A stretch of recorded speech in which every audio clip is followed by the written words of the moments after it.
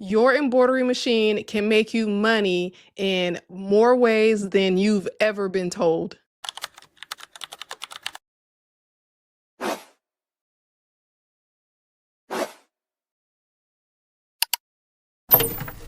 Most people think that embroidery only makes money one way. You take custom orders, you stitch the orders, and you deliver those orders. That is the story that we hear all the time, and that is the way that most embroiderers do it. When I first got started, this was the exact way that I did it too. So as my business grew, I realized something that's very important. Embroidery isn't just one lane, it's a skill set that can open a lot of different doors. Over time, I have built 6 different income streams in embroidery. Same craft, just more creative and working smarter, not harder. So today I'm walking you through how this unfolded for me step by step in the exact order that it happened. My goal with this video is simple: to help you see more possibilities for your embroidery business without stitching one order at a time. So if you have ever felt stuck, burned out, just plain old tired, and thought to yourself, there has got to be more than custom orders, then this video is especially for you. So let me take you back to the very beginning. When I first got started in embroidery, I didn't have a lot of customers. I didn't have bulk orders or wholesale orders. I didn't have fancy contracts. And the truth of the matter is that I only had my locked customers because I was in a community that were down with the locked culture. So if you guys do not know my story and how I started my clothing brand, which was a locked brand, and locks are the style that I wear my hair, then go back and watch this video right here. So I started really, really small. I used the customers that I had that was in my natural hair community. I started off selling baby bows because I had 2 little girls that I would make bows for, and I would model the bows on their little hairstyles. And then from there, I started making baby blankets. No fancy systems or anything like that. I use PayPal to invoice customers, and I would take orders through my DM. And then after that, I started using Etsy to kind of streamline the process a little bit more. And that's how I sold my merchandise. So looking back at that whole entire time and during that whole entire process, my children were really young. I started when Kennedy was about 6 months old and Skylar was about 2 years old. But during that process, that's a really important, because that's where I learned how to use a single needle embroidery machine. I learned all about the different fabric. I learned how to hoop garments. I learned about tension. I learned how to price. And more importantly, or the most important thing, I learned how to sell something to someone. From the baby bows and the blankets, my business started to grow into something bigger. I made a locked t-shirt with a matching head wrap. I wore it on Instagram. A popular influencer wanted to purchase that. I sent it there, and I would say at that moment when everybody wanted to buy that custom piece that I had made, that's where I started to realize that, oh, I could really turn this into a business. So from there, my clothing brand was born. I started creating locked merchandise, hoodies, sweatshirts, t-shirts, and just overall custom pieces that spoke to the locked culture. So at first, it was ready-made items, but then once I got my industrial embroidery machines, I started venturing out to the customizable pieces. So pretty quickly, my name started to get out there and my customer base started to grow. So I would get a lot of requests for just custom items. Can you put my name on this? Can you change this thread color? Can you tweak this? Can you make this order for my salon because I am a loctician? And that's when custom embroidery became a big part of my business. So for a while, it was just me doing everything: the designing, the stitching, the packing up orders, the shipping out orders, and You guys know what happens. I'm a mother. I was doing this with my kids. At the time, they were not of school age, so they would be in the studio with me. And I just hit like a brick wall. I had burned my little self out. There were only so many hours in a day that I could stitch on my two Melco machines. I had to be a wife, I had to be a mother, and everything started to take a toll on me. So that's when I decided to scale. I mean, you would think I would want to do the opposite, but I scaled, but I did it in a smarter way. I introduced business logos for my embroidery business. So that just basically meant that I was working with small businesses, corporate, non-corporate businesses, anything local in the neighborhood. I would stitch the garments for them. So it was more of bulk orders at a cheaper price, but it did take some of the pressure off of me because I did not have to keep designing things. I partnered with Z Digitizing at the time, and I would just have them digitize my orders. I would order the blanks and I would stitch it out. It was a very easy process. Custom embroidery became the foundation of my business. Looking back during that time, I would say doing all of the custom logos for businesses, it taught me discipline because everything was timely. You had to get people their orders in a timely manner. It taught me how to be professional and go back and forth in emails. Not that I didn't have that skill before, but they were a little rusty, those skills. So I had to quickly get back into my email language and my text language. And the last thing that it taught me was how to run a true operation, if that makes sense. Every day, same schedule, getting the kids ready for my embroidery day, getting myself ready for my embroidery day, and just overall being prepared and having everything lined up so that the day could go smoothly. After doing so many customer orders, for a year and a half or so, honestly, the truth was I wasn't making enough money. Yeah, I mean, that was just the plain truth. It was like I was working all day. I had the kids all day. I was tired. Again, I am burned out. And at the end of the day, the math was not mathing. So the thing is that with custom orders, you're always trading your time for money. And if you don't have a series of 6 to 10 machines, then you might run into a problem doing custom embroidery. So I continued to do custom embroidery for another 6 months or so. So I would say from 2023 to 2025-ish, I was still doing them here and there, but I wasn't doing them as much. I had also cut back a lot on the custom orders, but I stopped doing so many of those because once again, here I am tired and burned out. And let me tell you why. So every single custom order comes with a process that I don't like. Like I just said earlier, you have to be professional. So I was constantly sending emails, receiving emails. I was sending pictures back and forth for approval so that I could continue the person's order, because in my process, I don't stitch your order until I get approval, because I'm not going to be restitching and wasting time, energy, and material. So, it was going back and forth on the approval. By this time, I had started digitizing, so I was having some digitizing trouble. Just not that good at it yet, but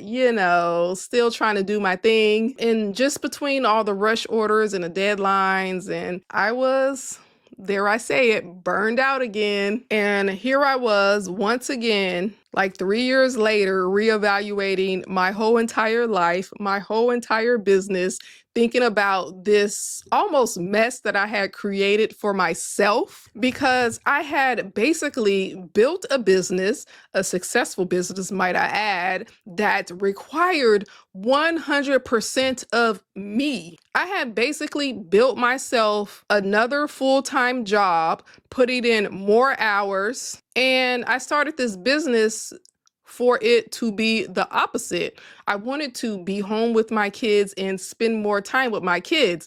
I mean, the kids were in my studio and we were spending time together, but I was working, and I was working extremely hard. Let me tell you one thing. I did not start embroidery to be stressed all the time. I could go back to teaching if I wanted that. So I basically had a hard decision to make again. Oh, and did I mention that with all these business orders, I was still doing my custom locked orders? Yes.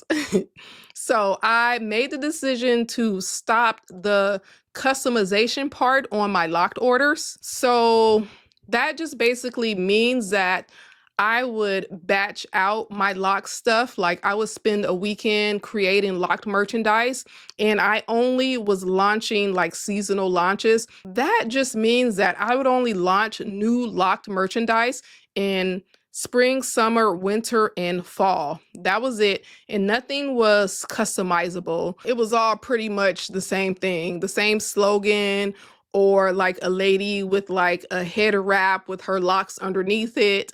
They were almost generic, and I can say that they sold okay. However, they did not sell as good as the customizable locked merchandise. However, I was still making money from the small businesses that I was working with, so it really didn't, affect me that much. Once I designed a collection, I would stitch it out, and then I would make a bunch of content surrounding that specific collection.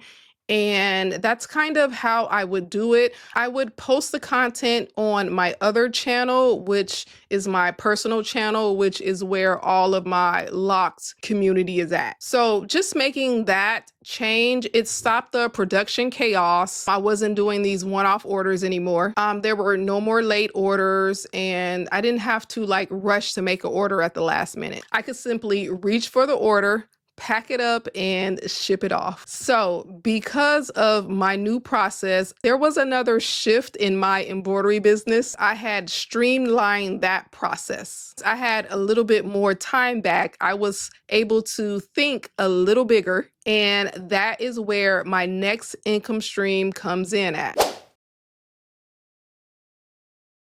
So remember, the first income stream is my locked merchandise. The second income stream is my corporate logos.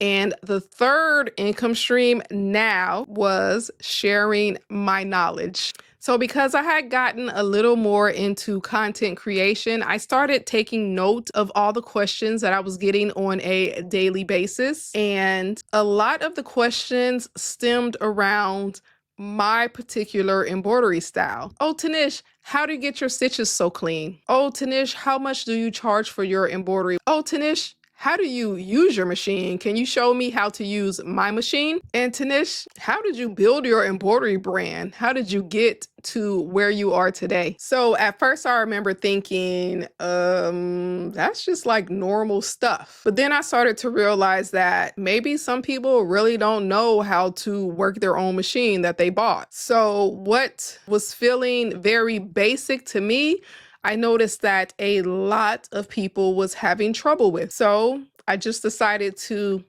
package what I knew. And that is when I created my first course, which was called Single Needle Mastery. So basically in this course, I taught people how to operate their single needle machine. I showed them how to do left chest logo. I showed them how to do split designs. I showed them how to stitch on bows, make the bows, sew the bows up. I showed them how to stitch on bags, and so on and so forth. And then after that course came my second course, which is Stitch by Stitch, the digitizing cheat sheet. And my next course, which was Minky Stitch. So these were all things that people were requesting of me. So I would say that this is the first time that I really realized that, oh, you can make money from things that aren't stitch.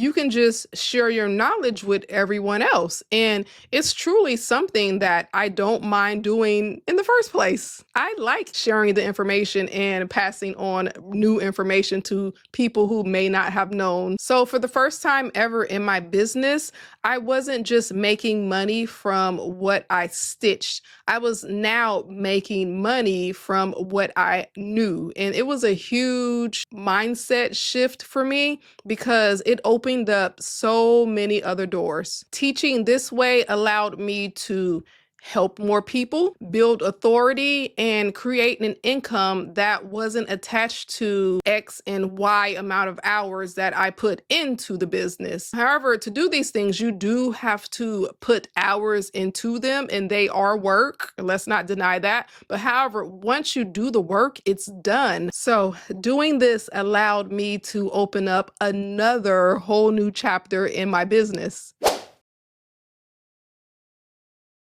which is content creation. So I'm not gonna lie, you guys. In the beginning, I had a lot of trouble selling my courses. It was so hard. To sell courses, you constantly need to reach people to sell your product. And oh, you guys, I just remember I would reach out to specific influencers in the embroidery niche, and you know, I was turned down quite a few times, but it's okay. Like, I'm not, I'm not mad at anyone or anything like that. It's just the name of the game. But at that moment, that is when I decided that content creation was going to be a part of my business. So because I wanted to sell my courses, I needed to be on all the platforms. That means YouTube, Instagram, Facebook, TikTok. I'm even on LinkedIn. I don't post on there yet, but I'm on there. But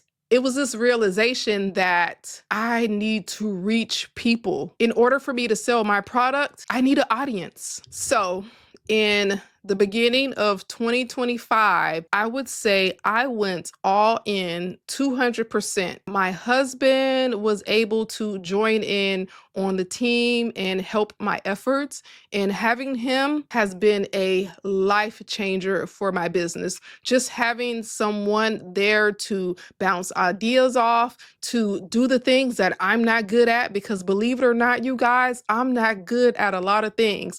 I can get here and sit here and talk on camera. I can run these machines flawlessly. I can print and digitize the most beautiful designs and stitch them out and have you guys drop your mouth open like, but there are things that I am really terrible at. And those are the things that he is able to help me with and put systems in place for. So anyways, that's another story for another video of how my husband came about joining the team with me and us deciding to make this a family business. Okay, so back to the content creation. I just went all in on sharing my journey. I documented everything behind the scenes, stitch outs, tips, mistakes, wins, losses, and even lessons. So in return, what happened was that content creation became an income stream of its own. So we have YouTube AdSense.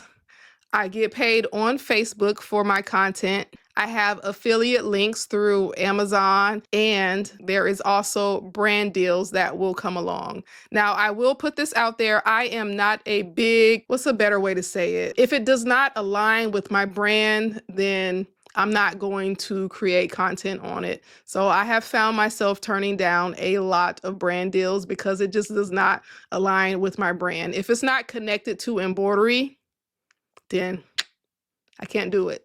So one thing that I will note that is bonus is that you need to stand on business. Do not sacrifice your integrity for free product. So anyways, content became everything to me. I realized the importance and the value of making content. It helped me find people. It helped people trust me, and it also helped people learn from me and eventually buy from me. So being a content creator, and I have it in air quotes because I always say that I'm not a content creator because I'm not. I make content specifically to promote my business. If I wasn't promoting my business, then I would not be making content. Therefore, I do not consider myself a content creator. I make this content for one purpose and one purpose only, and it is to promote my business. So content for me did not replace embroidery. It just really strengthened it. So after building courses, creating content, I noticed another pattern. See, you guys have to pay attention to what people are asking for and requesting. That will lead you to know what you need to do. So the people, they just didn't want information. They wanted support. They wanted a place to ask questions, a place to share wins, a place to talk about things that you can't talk about in the public sector, and a place to talk about the everyday struggles of embroidery. So that is when I created a paid community. And you guys know that community as Embroidery Mastery. So I basically created a space where you can go deeper than a YouTube video. And let me tell you guys, like, I love the community. I have finally gotten into my groove because creating a community like that within the school platform, at the time when I first created it, it wasn't any communities for embroidery. So it has been a learning curve. I finally found like that, how I'm going to do the community. We're going live every other week. I'm uploading weekly tutorials. They're voting on what they want to see. Whenever they ask me questions, I can go over those questions in the live, in which a lot of them will include me going into the software. It's just like I finally got into that flow because it has been somewhat a little rocky. I wouldn't even say rocky, but just meeting the expectations, trying not to overpromise and underdeliver. So it took me a while to get to where I am right now, but I am very happy with where things are going. So yeah, inside the community, we basically focus on things that really help embroiderers move forward. How to price your work, how to handle tough customers, how to digitize with confidence, because digitizing is a big part of the community. Step-by-step tutorials that I post weekly now, marketing strategies. So there are a lot of templates and we are working on getting more templates available for the community, and just honest conversations about what other embroiderers are making. And by other embroiderers, I mean myself. So I do number drop in the community because it's just such a hidden secret about the potential income. And I am pretty open with my numbers because I think that it's important that we know the potential earnings that you can make in this field. And we also go over the practical day-to-day lessons that you learn within embroidery. I have so many lessons that I have learned until I made it into a series. And if you guys have not caught that series yet, it's called 20 Embroidery Lessons That Worked for Me.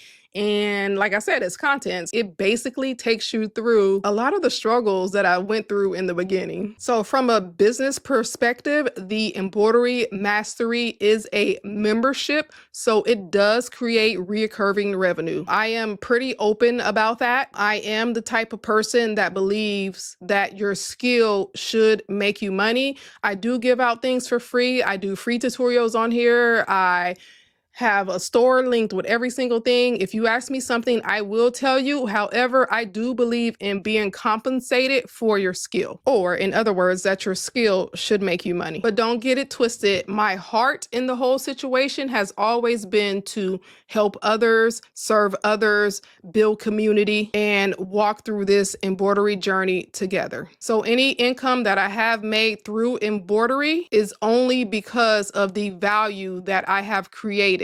So always remember, your income follows the value that you create. If I wasn't giving some kind of value within the community, then people would drop out left and right, and I would have literally 0 members. And that community has actually become one of the more meaningful parts of my business. Okay, now let's go into the last income stream. In the newest chapter in my embroidery journey, which is digital files. Now, you guys, for years, and I mean years, I have been sleeping on selling digital files. I had no interest in it whatsoever. I just was on this mission. I will teach you how to digitize. I will teach you how to digitize. No, I don't sell embroidery files, but let me tell you, selling embroidered files created just like an instant income for me. And it's a completely different income, but in such a good way. And I had no idea. It was actually members within my own community, and thank you guys for that, especially Shantae, that encouraged me to sell digital files. So it's like, I already know how to digitize. So why wasn't I selling my embroidered files? Because people have been asking for my files for 2 years, 2 whole years. I could have been making an income from selling digital files, and I wasn't. Think about all the money that I lost. And I say that this income stream is different from all the others because there's no shipping and there's no inventory. And there is some legwork at the beginning, which is just making all of the files, putting them in a folder, test stitching them. And I would say the only real requirement is test stitching, but that's it. I create a digital file once and it sells over and over and over again. I swear, you guys, I've never seen anything like it. I never experienced anything like it because I was so used to working so hard. And I'm not saying that digitizers don't work hard, but from my perspective, like spending hours and hours and hours on my machine versus creating a digital file. I'm sorry, but creating a digital file is much easier and it's more efficient. So for me, coming to this realization, digitizing will be a more so long-term income for me. Digitizing isn't my ministry. And what I mean by that is just like selling files. Like my business is not based off of digital files. I will make them every now and then, but it's not my main ministry. I'm not out here being like a full-blown digitizer. I'll usually make a few files every now and then, and I post them on YouTube. That's probably the extent of me selling digitized files. And then once again, selling the digitized files, it really showed me that many, many possibilities are available in the embroidery field for you to make money off of. So when people ask me, oh, can you really make money off of embroidery or being in the embroidery craft? Yes, you can.